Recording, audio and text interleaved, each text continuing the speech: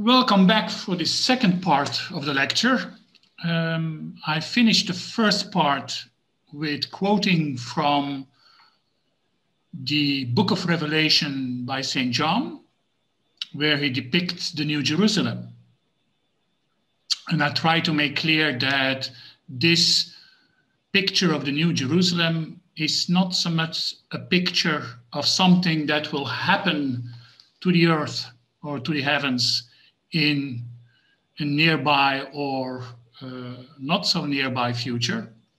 I tried to make clear that such visionary pictures, prophetic visions, are really in writing, of course, illustrations of experiences in the mundus imaginalis, in the imaginal world, in the world of the soul.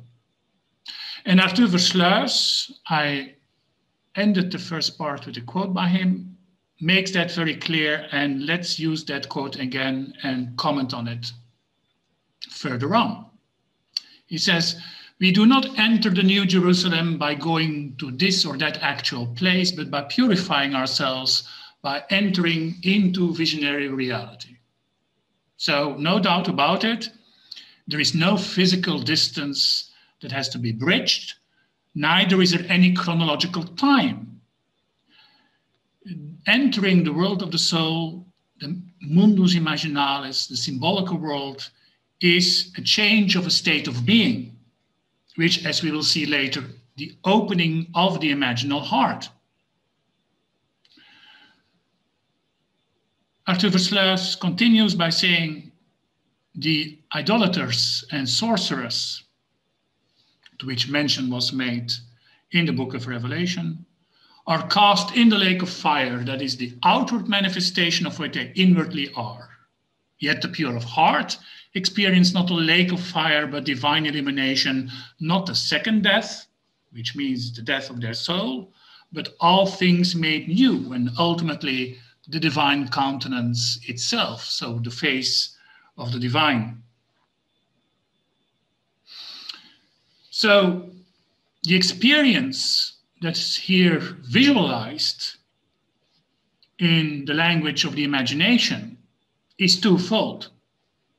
Clearly, here we are not only dealing with a heavenly state experienced by the pure of heart, bathing in the sunlight of the divine. We are also witnessing in the Book of Revelation the destiny of those who experience that same divine light as something that is hellish, a lake of fire. And now we know that when such states of a heavenly or a hellish nature are depicted in mythologies, for example, or in other revelations from other sacred scriptures, in all religions you will find mention of heavenly celestial states and infernal hellish states.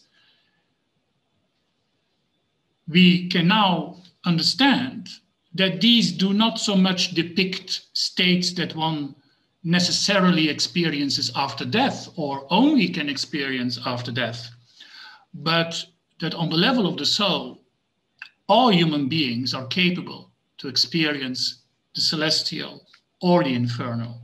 Simply put, one does not have to physically die, in other words, to experience these states. The mundus imaginalis is always accessible to the soul.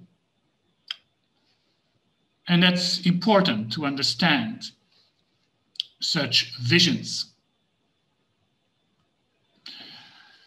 Another example of a visionary belonging to the Christian theosophic school of Jacob Böhme is the English mystic Johannes Portage, who also founded a small Christian theosophical esoteric community in England. And he records his own private experience, which he had together with his wife, if I'm not mistaken. And it's also quoted in one of the books by Arthur Versluis. It's in Old English, but still very beautiful, or maybe exactly for that reason, beautiful. He says, I saw then there were opened and discovered to us two spiritual worlds, extending and penetrating throughout this whole visible creation, and having contrary qualities and operations by which they work on visible creation, some poisonful and noxious, others wholesome and harmless. Now this is interesting, because here we have a first-hand depiction of someone who enters via his soul the mundus imaginalis, and he witnesses, experiences, that there are really two directions, so to speak, of the mundus imaginalis, an upward one and a downward one. Again, a heavenly one and an infernal one. And what is interesting to note in this quote is that in his living experience, these two spiritual worlds, the one above symbolically and the one below our created world, are extending and penetrating our world. So there is, on the one hand, a discontinuity. Clearly, we are talking about different states of consciousness corresponding with different ontologies, different worlds. But he makes very clear that these different worlds interpenetrate our own world, which makes us obviously, of course, also susceptible to both influences, both poisonful and wholesome. And he adds that these could not have been seen had not that inward spiritual eye, which is obviously, of course, the eye of the heart, which has been locked up and shut by the fall, been opened in an extraordinary way in us. Obviously, he refers here to the mythological fall of mankind, of Adam and Eve, which has shut that spiritual eye. And the whole path of spiritual regeneration entails, amongst many other things, the opening of that spiritual eye. If we would now try to summarize some of these things we discussed until now, we could choose to do that by making use of another diagram. This could be helpful. If we start again with the sensible world, so our natural world, the world we experience in our ordinary daily life with our senses. Remember, I prefer to call this sensible world and not a physical world, because the physical world would already be a reduction by physics of the world we experience via ordinary senses. Now, this sensible world,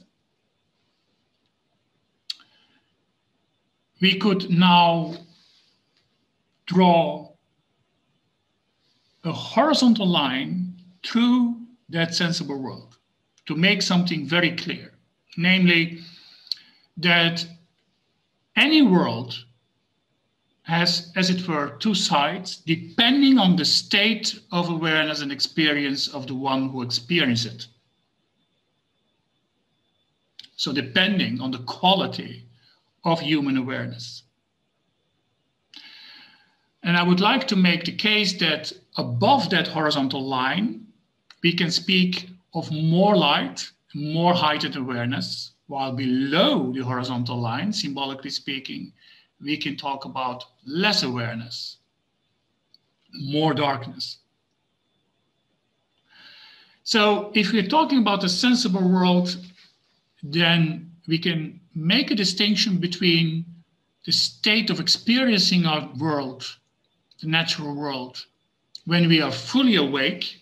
And with that I mean not just our ordinary wake consciousness or no longer physically asleep, but with that I mean fully present to reality, not being engrossed in daydreaming or fantasies or in many conceptual thoughts about the sensible world. So we are only above the horizon, so to speak, if we are really present. Now, I don't know about you, but if I look at my own daily life, when I'm walking through the forest or on the beach or through the city, then I cannot in all honesty say that I'm fully present at each moment that I'm walking, that I'm outside.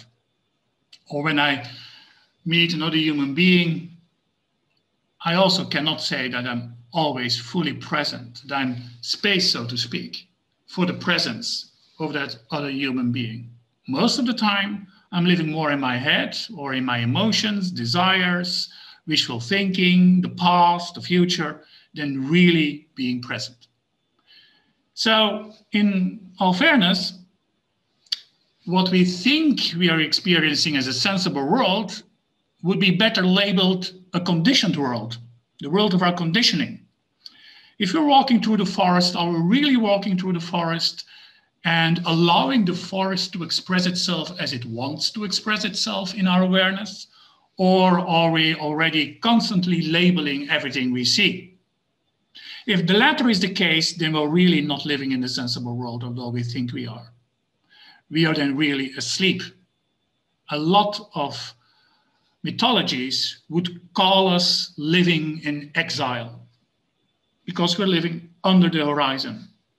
I think someone like Plato would clearly say that we are in the cave, completely immersed in a shadowy world. And these shadows are even not so much representations of the world of the soul, but are more of our own making.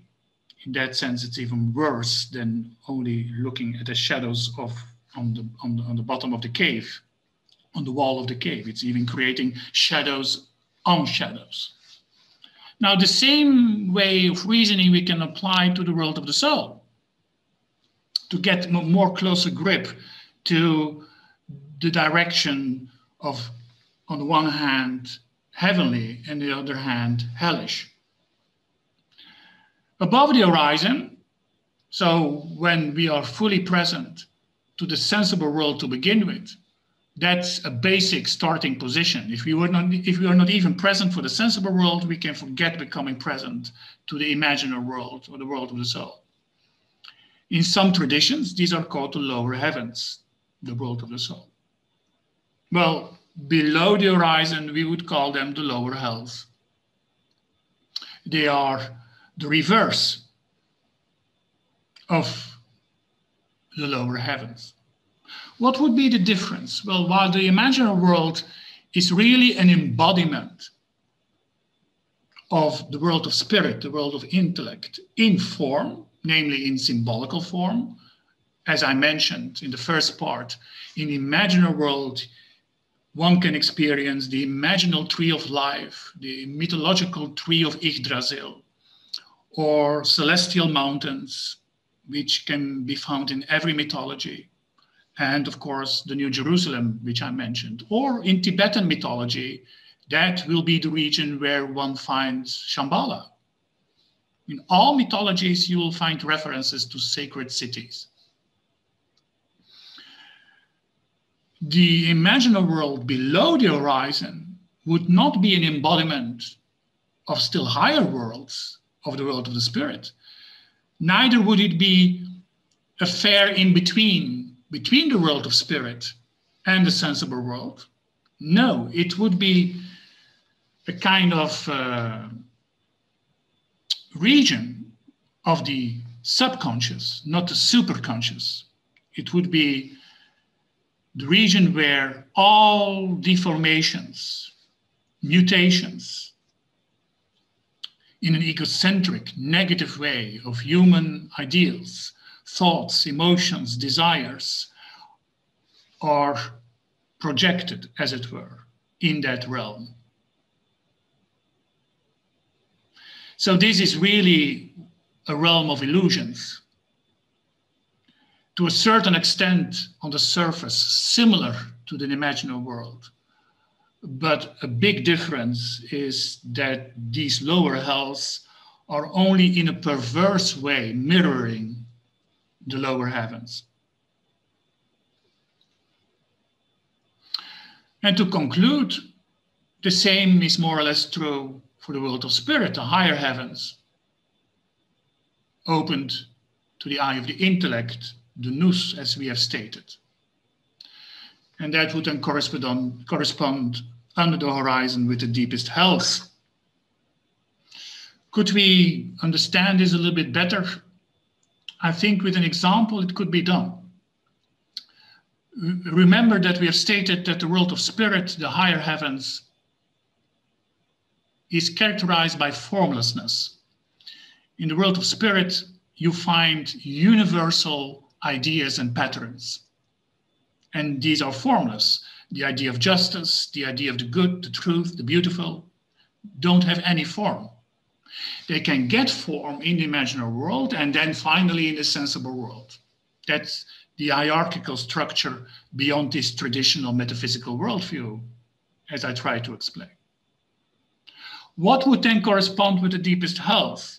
Well, again, the perverse reflection, I would say, of the world of the spirit. And we can imagine that, for example, if the world of the spirit reflects an ideal of beauty and truth in harmony with goodness, you can find in the deepest hell perversities of that, where so-called ideals of beauty and truth are so obsessively pursued and mutilated that everything has to be sacrificed for that. Where literally, indeed, the highest heaven shows itself as the deepest hell. And I think we can find a lot of examples of that, of the influence of the deepest hells in our human history. Take the recent example of extreme radicalization in some ways of Islamic thinking, like with ISIS. There, I think you can see a beautiful example of a form of Islam that is in complete opposition with traditional mystical Islam, which would more correspond with the world of the soul and the world of the spirit.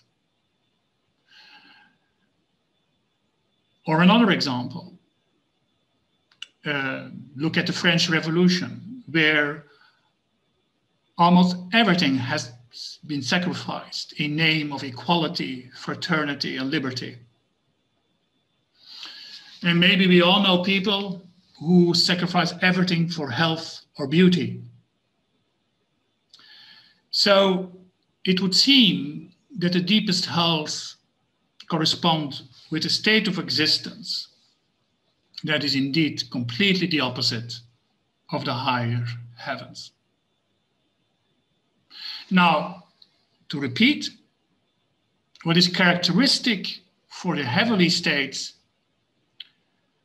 which begins with being present to the sensible world, is more light. And that's why symbolically the upward worlds are depicted as going towards the Orient.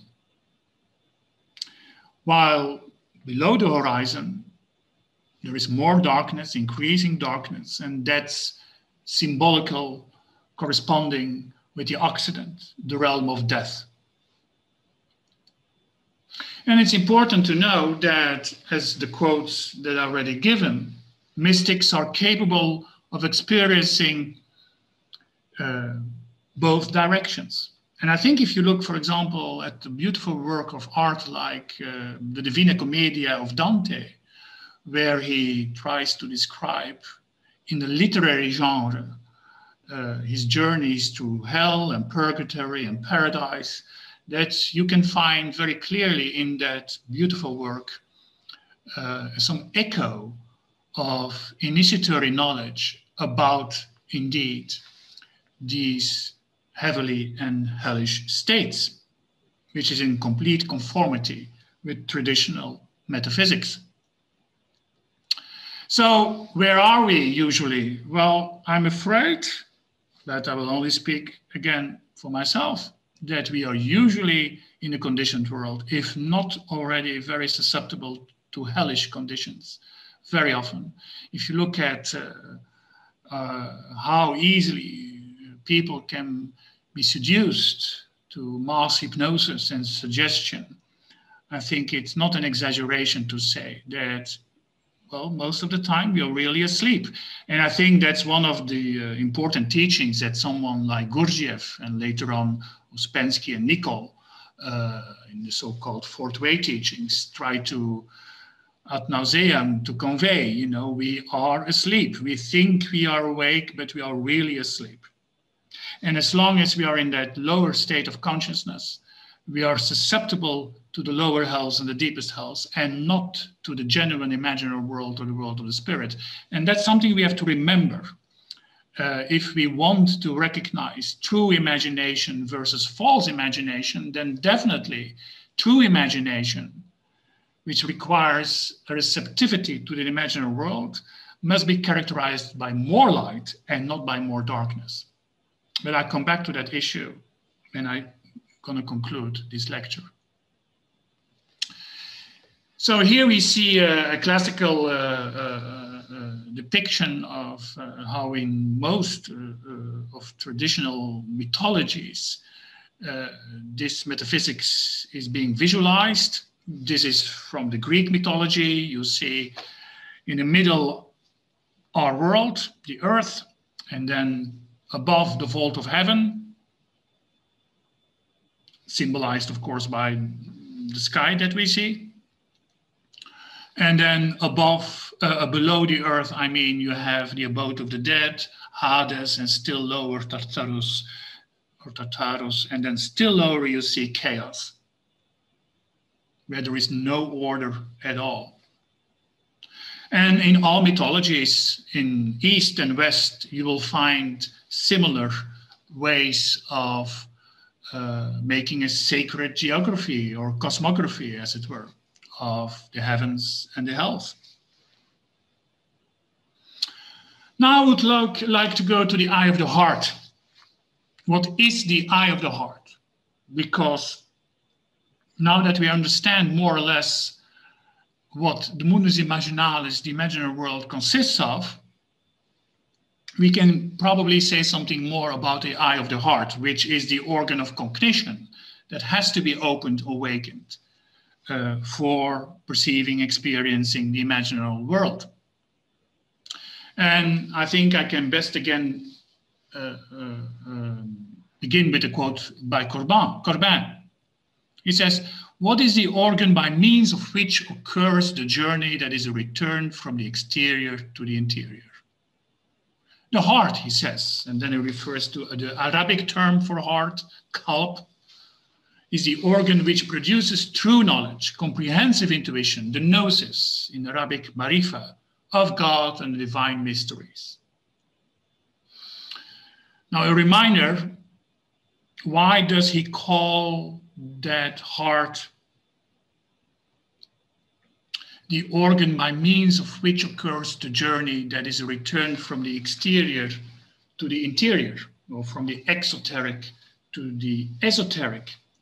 Well, don't forget that we started our whole lecture with the idea of spiritual hermeneutics, or as some Sufis call it, like Ibn Arabi and Surawardi, tawil. We started with the premise that we are not capable of really accessing and reading what we experience. Whether we read a holy book or nature, or try to read our own lives, our souls, we are not capable of reading correctly. We are illiterate. And spiritual hermeneutics is therefore essential for the spiritual journey. One would almost hesitate to say that the spiritual journey is by definition spiritual hermeneutics, and spiritual hermeneutics is the spiritual journey, because we change by understanding the world as it really is. And by understanding the world as it really is, of which we are unavoidably a part, we transform ourselves.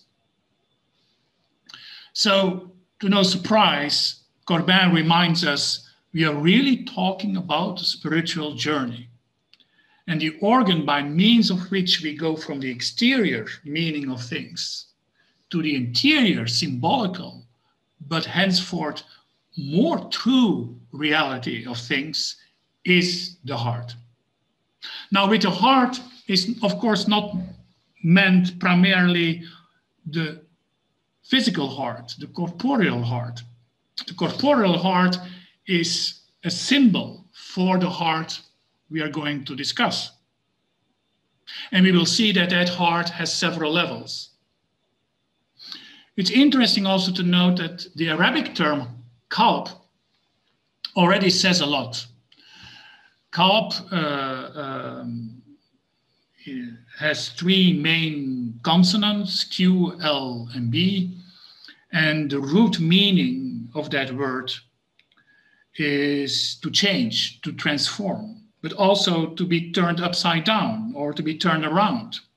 Now, that not only refers obviously to the fact that the heart is constantly, the physical heart is constantly in movement and beating.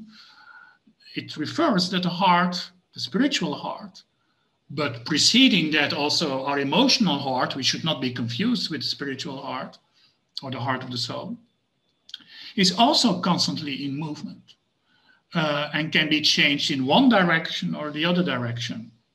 The heart can also be hardened. We can get a heart of stone instead of a heart of flesh. Our heart can be on fire, can be saddened. That's all within that deep meaning of that Arabic word qalb. And there are different other words in Arabic language for heart, but that would lead us much astray of the topic at hand. Corbin continues, that heart is neither the senses, because the senses give us obviously access to the sensible world, nor the faculties of the physical organism, nor is it the pure intellect, but it is that intermediate power whose function appears as the preeminent mediator, the active imagination. So again, that imaginal heart, that heart of the soul, of which the eye has to be opened, cannot be equalized with our senses, henceforward also not with our physical heart, obviously, or with the emotional heart, which is constantly responding and reacting to what our senses show us, but neither may be equated with the spirit, the pure intellect. It is really intermediate. That should be more or less clear by now. And he concludes in this quote by saying that the active imagination guides, anticipates, molds sense perception. That's why it transmutes sensory data into symbols. A thought that we already focused upon during this lecture. It's the active imagination through the eye of the heart that is capable, by going from the exterior to the interior, of transmuting almost alchemically what we perceive with our senses into what they, in their transparency, unveil as symbolic realities. So when we use the eye of this heart, and that's indeed very different from the pure emotional heart, we are not projecting our own feelings and desires upon what we perceive, which is what we often do when we find things beautiful or impressed by things we hear or see or taste. Very often, these responses are indeed from the heart, but Corbin would say they are not from the imaginal heart.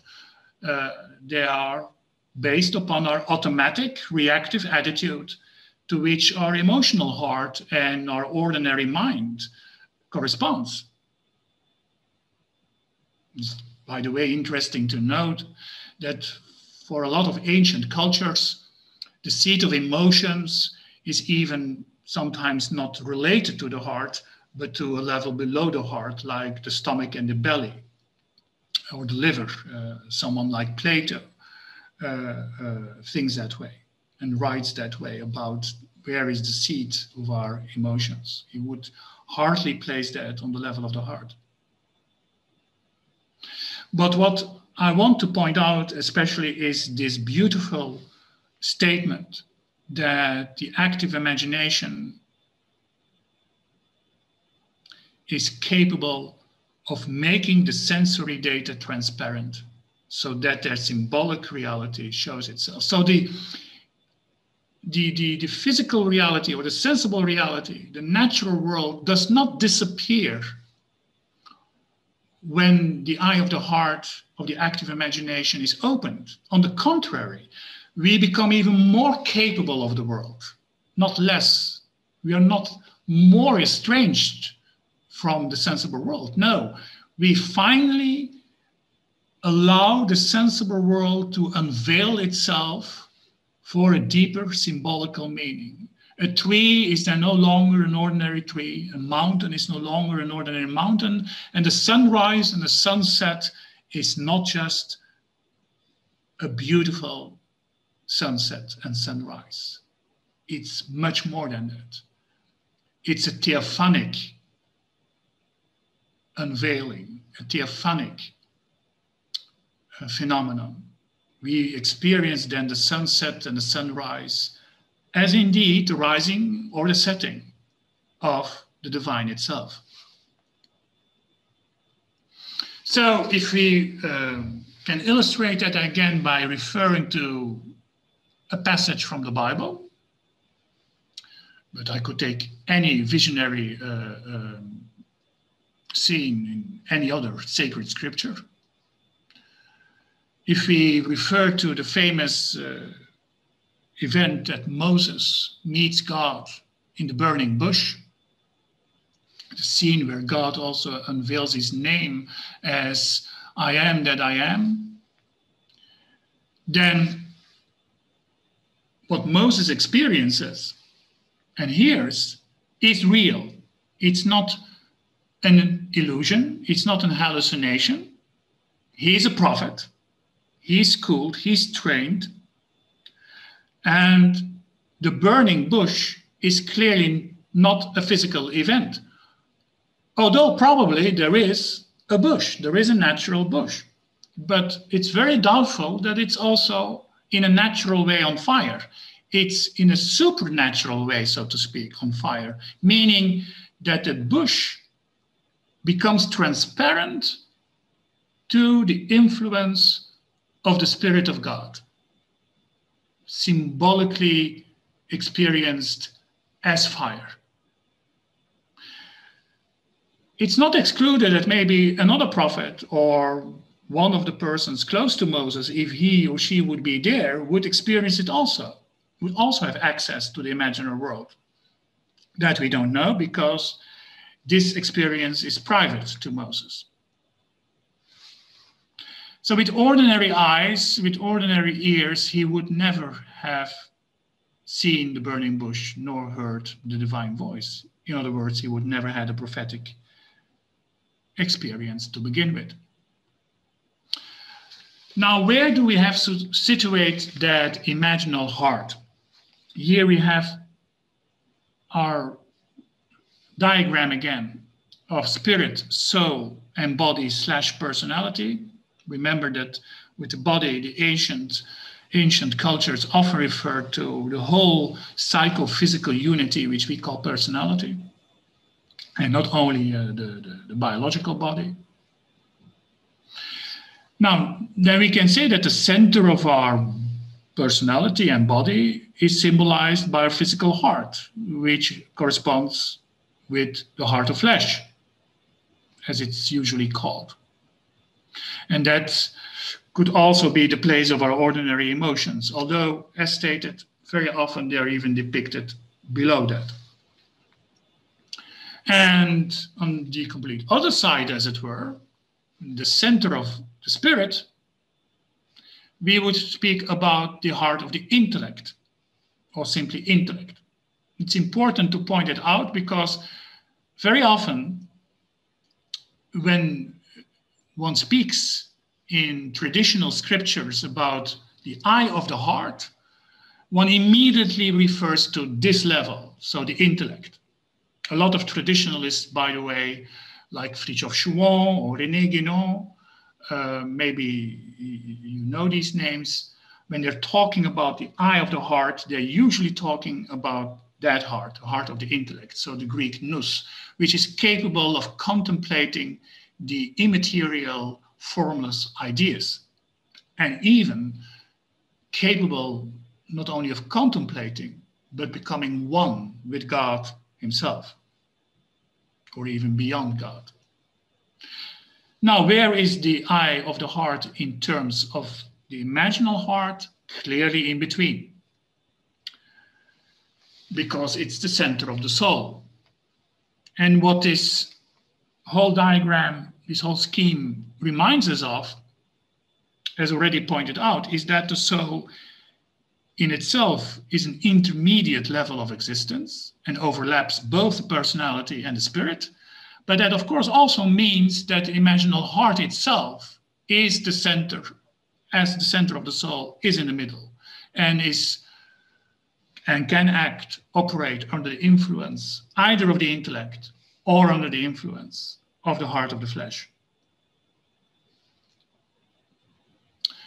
To be complete, in sometimes you can already find it in the Psalms, for example, but definitely also in the Quran.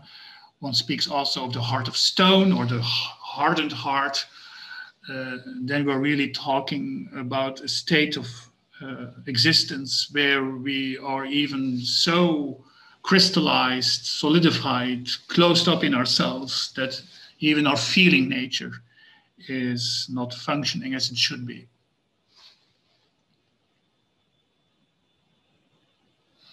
What we can also point out is, that's why I call it different stations of the heart, is that we could now maybe think that there are 3 or 4 hearts as separate hearts.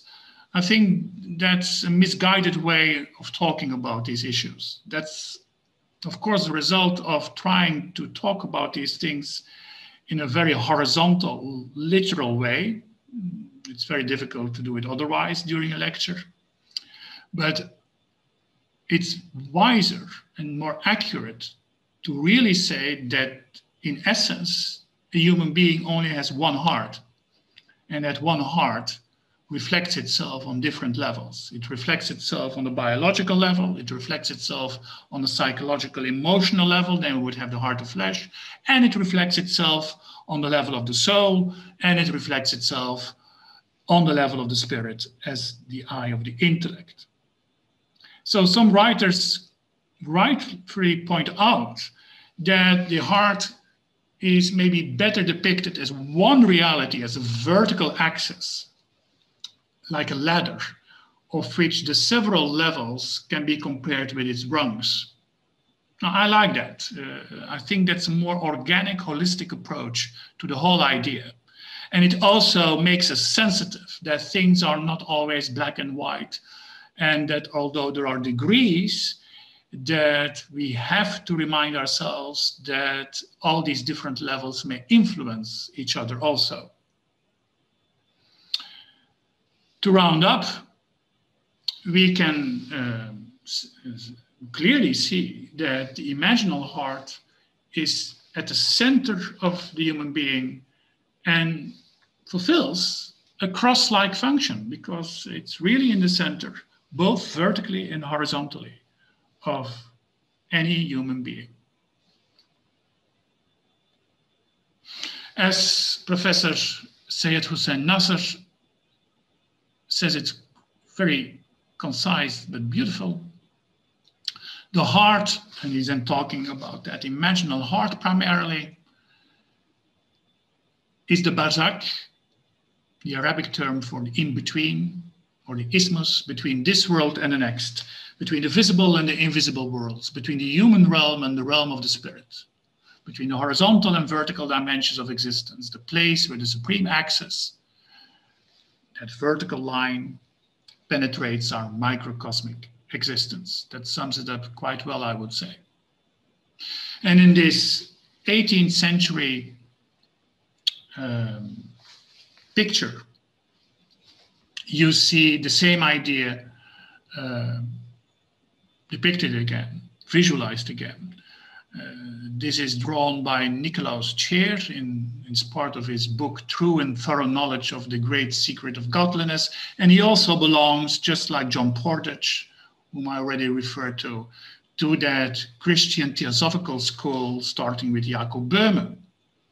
And here you see again these three worlds, very clearly visualized, imagined. And indeed, you see a heart with a cross exactly in the middle.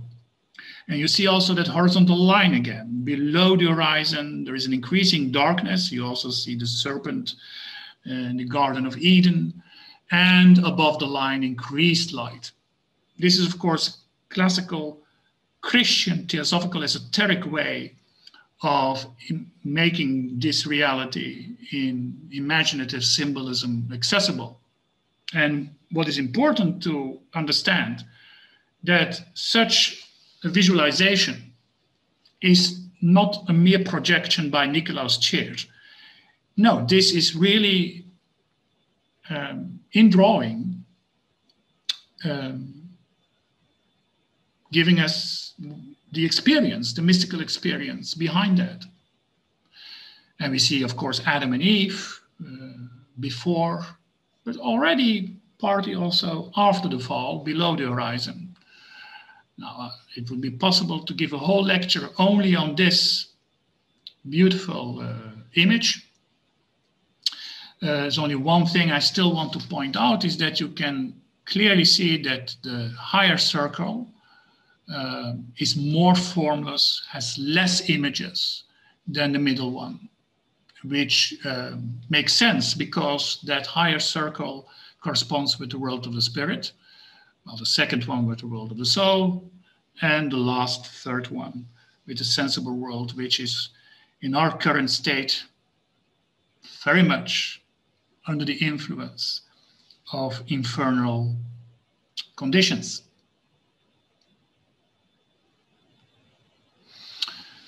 Back to an important Sufi author. What does he say about the heart?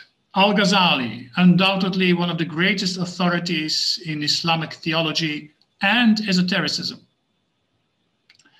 In a book I can really recommend, The Marvels of the Heart, with a beautiful foreword by Timothy Winter.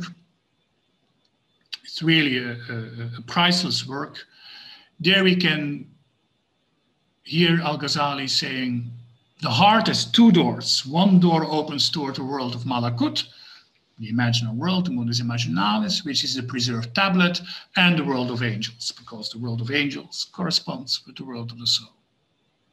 Maybe the term preserved tablet is a little bit awkward, but the idea is that the world of Malakut, the world of the mundus imaginalis, therein is recorded what is to happen. Not so much in a predictive sense, although that's not excluded, but more in the sense that since the mundus imaginalis is the vertical dimension more or less opposite to our world, we find in this world as if it would be recorded on a preserved tablet, everything that we do, but also everything that happens here is more or less archetypally anticipated on the preserved tablet, without necessarily meaning that it is predestination, although a lot of scholars are debating that, whether that's one of its meanings. The other door does not open to that imaginary world, but opens to the world of the five external senses, obviously. And the first door to the world of the soul is opened only to one who devotes himself exclusively to the remembrance of God, the exalted. And the remembrance of God means a lot of things in the context that Al-Ghazali is speaking here.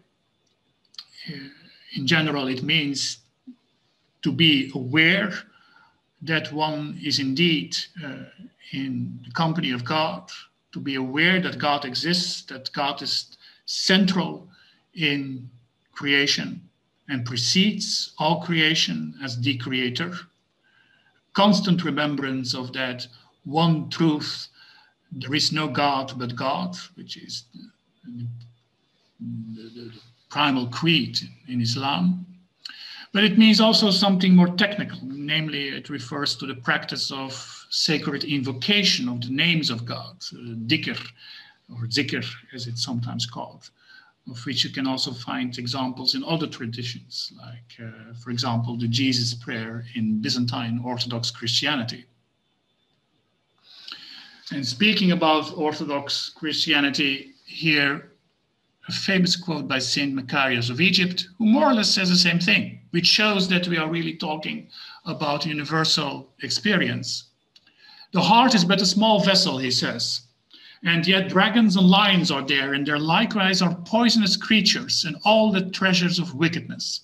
Rough and even paths are there and gaping chasms. And remember that porridge also refer to poison.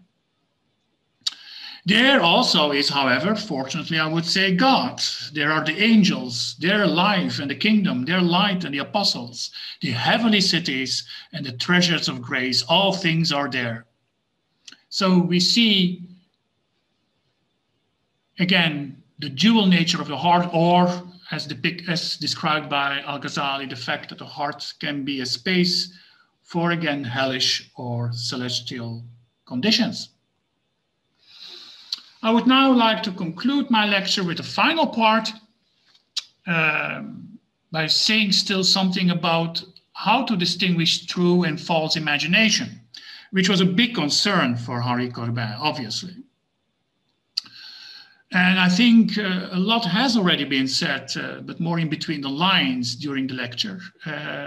And now I'm going to try to connect some dots and hopefully to give some more clarity about what could be the difference between real imagination and false imagination or the imaginary. Let's begin again with a quote of Corbin. He says, the imaginatio vera, a term he borrows from Paracelsus, must not be confused with fantasy. Okay, we get that, but we would like to know where the difference lies. He says, we must reject anything suggesting what is today termed psychologism, and in particular the tendency to consider imaginations as products without intrinsic reality. And indeed, our schematization, so our way of depicting things, results exclusively from the metaphysical status of the imagination. Now, that sounds quite difficult what he says here, but what does he try to convey? And I think here we have a big difference with a dear friend of him, by the way, with Carl Gustav Jung's view on the relationship between imagination and the human psyche and the unconscious, especially the collective unconscious. If you read the work of Corbin, he really has objections against any suggestion, any idea that the true imagination and the experience of true symbols, either via the sensible world or separate from it, is something that can be summarized as a mere psychological process, as a product of our own mind, conscious or unconscious. The difficulty he has with that, what he calls psychologism, so reducing everything to human psychology, whether it's death psychology or something else, the difficulty he has with this, amongst several issues, is that would deprave the imaginary world from its autonomous ontological status. So what he says, the metaphysical status of the imagination. Simply put, if there would be no human beings at all, then obviously there would be no collective, conscious or unconscious. Consequentially, there would be no archetypes or true symbols anymore, because they can only exist as a result of human experience. Now, that would be a view with which Corbin would have strong disagreements, because it would reduce the imaginary world to merely being a product of our human psyche, whether collective or individual. And he finds it very important that the content of the mundus imaginalis. So, for example, the sacred mountain, the sacred tree, the sun as a symbol of God, exists in the world of the soul, whether there would be human beings or not. And that's, of course, a very important statement. But that's what has been taught in all traditional cultures, because in all traditional cultures, the world of the soul precedes our psyche, our ordinary personality, precedes even humanity as it exists in its current state of existence. Now, that criterion that we can only speak about true imagination when it reflects, embodies the imaginary world in its metaphysical status, that criterion means that true imagination must participate in the imagination of God himself, as it were, in theophanic imagination. Corbin says it as follows: the divine being is a creator because he wished to know himself in beings who know him. You remember that quote in the beginning of the lecture, that famous hadith, that God wanted to know himself. It was a hidden treasure, and therefore he created the universe so that creatures could know him, or that he could be known by creatures. So Corbin refers back to that. The divine being is a creator because he wished to know himself in beings who know him. Thus, the imagination cannot be characterized as illusory because it is the organ and substance of his auto-revelation, self-revelation. Our own imagination is imagination in his imagination. That's superbly put.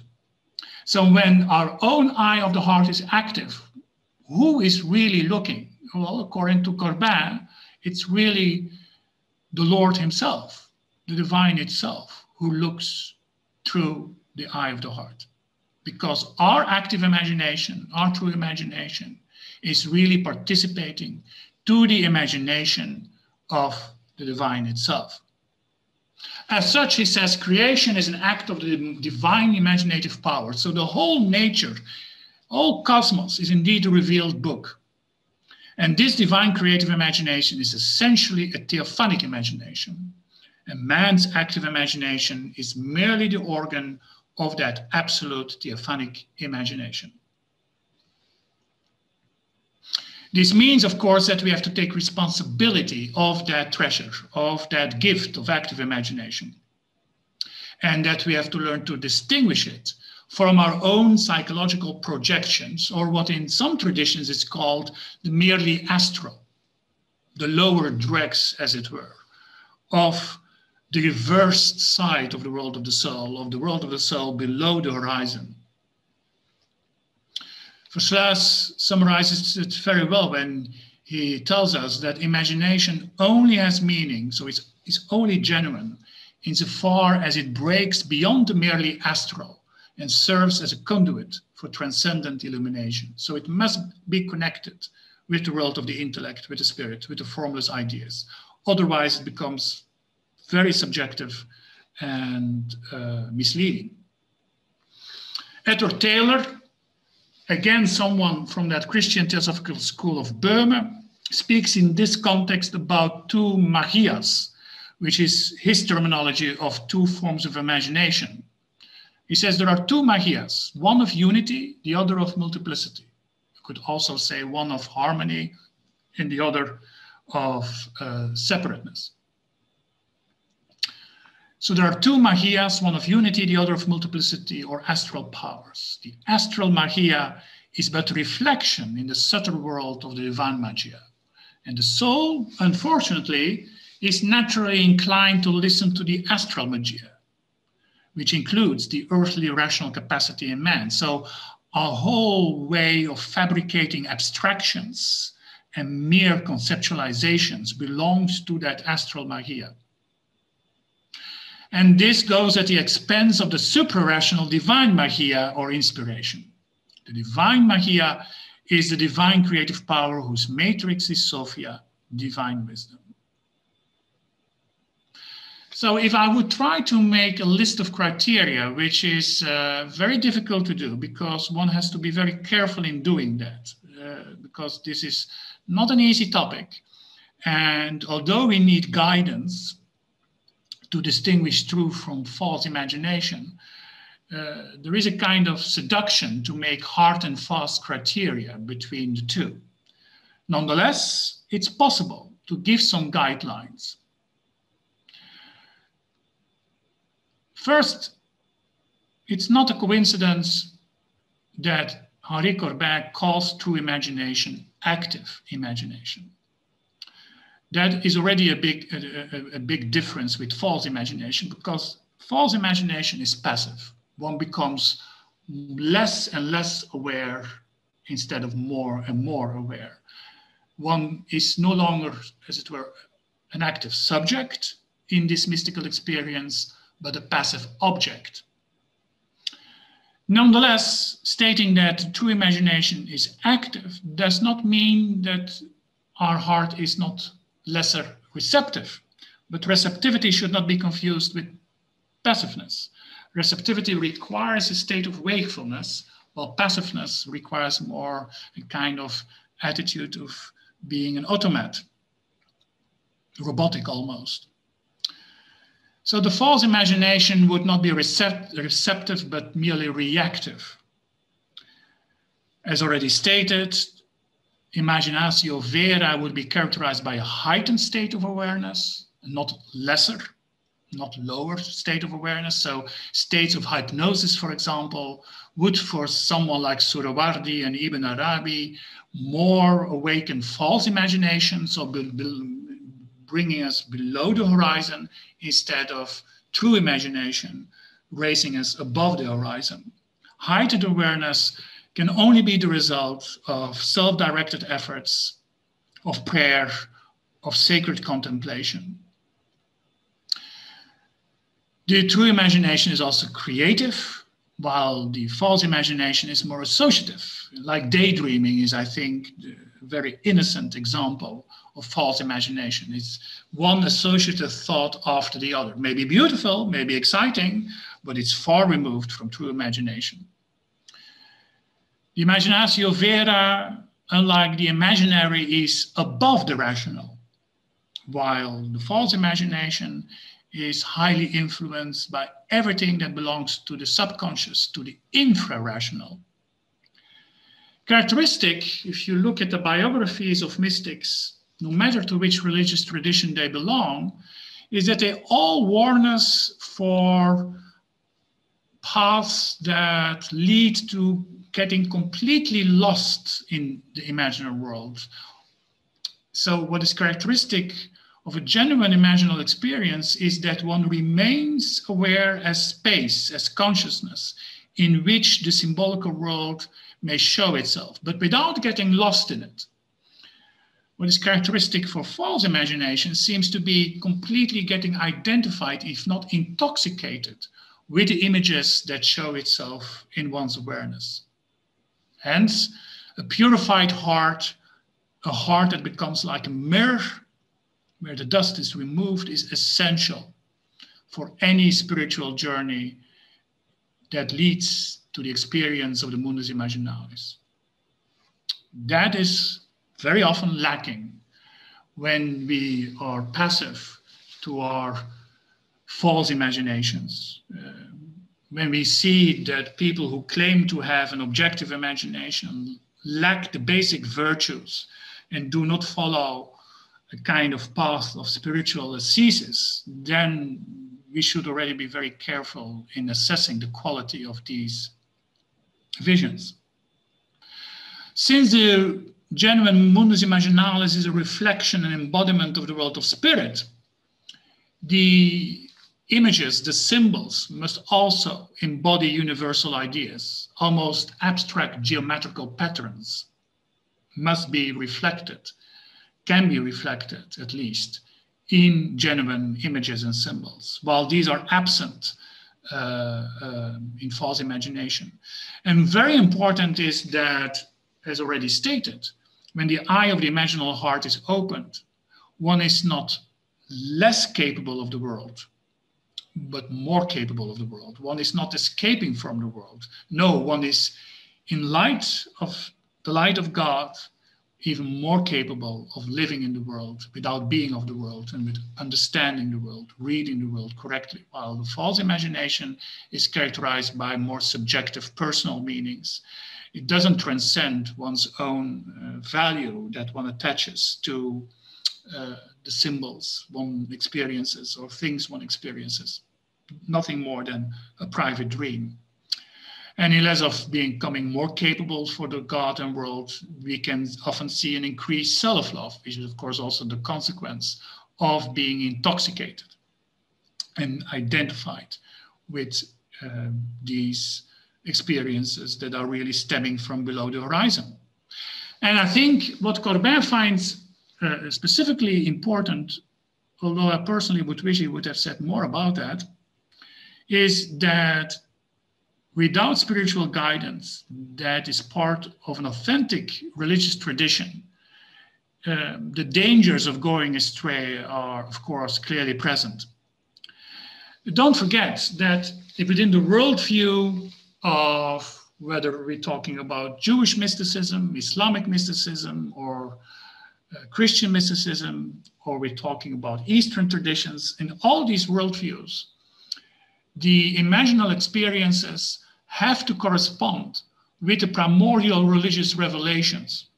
So, for example, within Hindu thinking, with the Upanishads and the Vedas, and within Jewish thinking, within the experiences of Jewish mystics, there must be a correspondence. There may not be a clear violation of the Old Testament, the Torah, or a scripture like the Zohar, which is a main source text within the Kabbalah. I think we can safely say that a lot of what's being claimed to be truly imaginal in our day is nothing less than fantasy. May have a kind of an echo still or a reflection of the truly imaginal, but is clearly most of the time not rooted in an authentic mystical tradition. And we need that traditional context because otherwise we indeed go astray. Now, important footnote, neither for Ibn Arabi, Surawardi, neither for St. John of the Cross or Hildegard of Bingen in Christian mysticism, let alone for Corbin,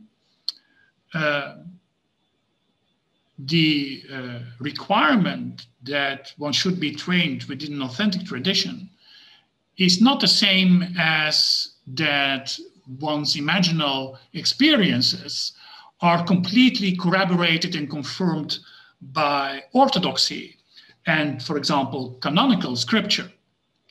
So it's perfectly possible, and then you see how difficult it can be to make a distinction, that you will find gospels that are not part of the canonical gospels of the New Testament, like some scriptures found in Nag Hammadi, the Gospel of Thomas, the Gospel of Philip, which still authentically belong to what can be rightly called the sapiential tradition of Christianity. It may not be in complete accordance with what has become Christianity within the church, within orthodoxy. But that doesn't mean that the symbolism which can be found in these gospels is not genuine only for the reason because they are not part of the New Testament. So with tradition, more is meant than a certain religious institution, although less is meant than any heretical scripture. It's very sensitive, this problem, how to distinguish revelations that are genuine, that are not genuine. And that problem is as old as mankind, I would say. And in the end, I think only time makes that very clear. So what matters is clearly what is the direction of the soul's movement. That's one way I think we can almost summarize everything we said about distinguishing true from false imagination. What is the direction of the movement of the soul? And one of my favorite mystics and scholars belonging to the Byzantine tradition is Paweł Florensky, He's also a martyr because he was brutally treated and later on executed by the Soviet secret police. He tries to make that clear in his own way by pointing out that we can have spiritual experiences related to the so-called imaginary world in different ways.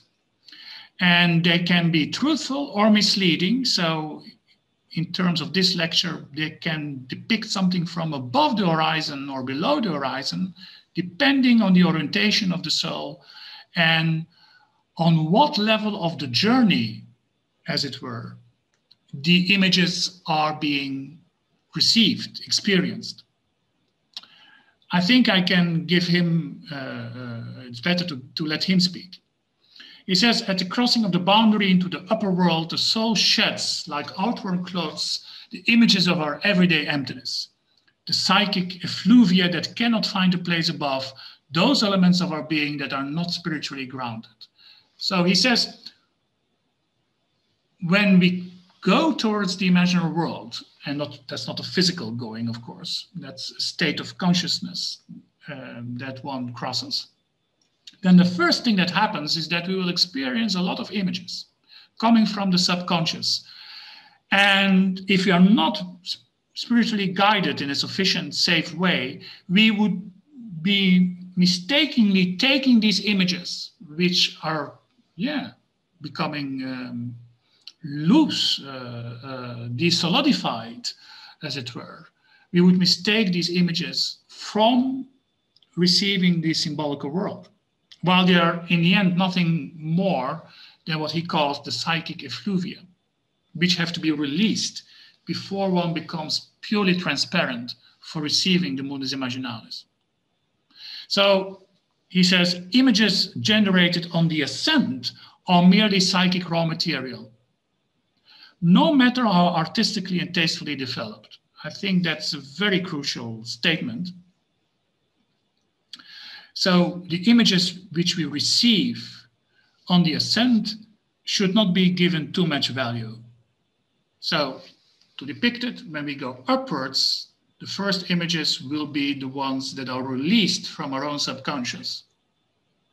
But what matters most is when we're released from these, that then we are receptive to the descent of the formless ideas within our own soul, which belongs to the world of the soul. And these images are really embodiment of the spiritual and not merely psychic effluvia.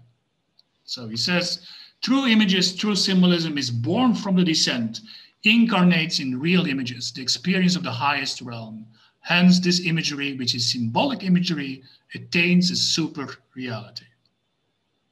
To conclude, Corbin, the whole task consists of purifying and liberating one's inner being. The vision of the angel, or the vision of the New Jerusalem, any imaginal vision, does not emerge from the negativity of an unconscious, but descends from a level of a positively differentiated superconsciousness. I think this is really worthwhile to contemplate upon. I would like to conclude, to go back with my original picture in a different version, but I think that sums up the whole lecture very well. Our eye of the heart, in the sense of the imaginal heart or heart of the soul, is indeed as depicted in this picture, in the middle. But it's not just hanging in the air. It's not disconnected from the natural world. You see it's surrounded by trees and air, and it's resting. It finds a resting place in a book, in sacred scripture. Since this is an emblem belonging to the Christian Rosicrucian tradition, one can suspect that this is the Bible. But from a Sufi perspective, it could be the Quran. And we also see that while the imaginal heart must be open and capable of the surrounding world and rooted in sacred tradition, it also must be enlightened by light from above. You see a lamp being held by a hand coming from a cloud. That's, of course, the hand of God, symbolically. And that light is the light of the intellect, belonging to the world of the spirit.